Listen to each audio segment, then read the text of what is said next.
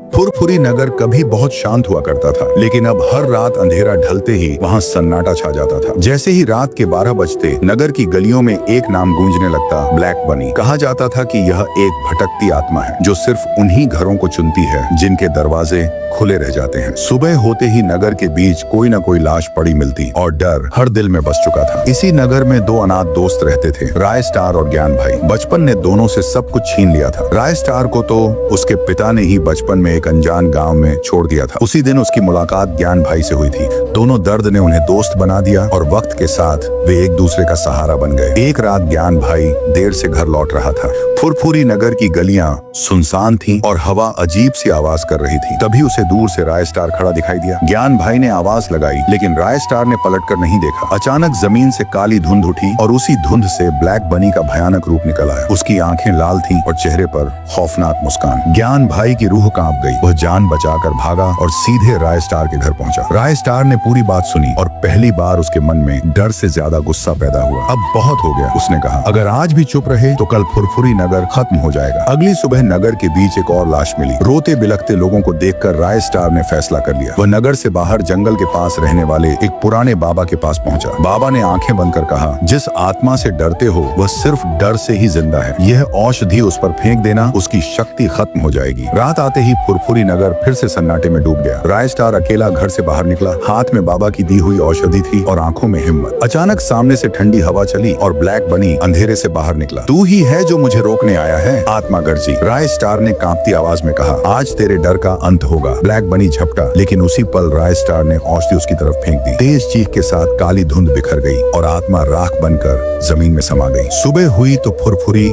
नगर की हवा बदल चुकी थी। दरवाजे खुले थे, चेहरे पर मुस्कान थी। राय स्टार और ज्ञान भाई ने पहली बार चैन की सांस ली। लेकिन नगर के लोग आज भी कहते हैं, अगर कभी रात में काली धुंध दिखे तो समझ लेना ब्लैक बनी की परछाई अभी भी कहीं न कहीं मौजूद है।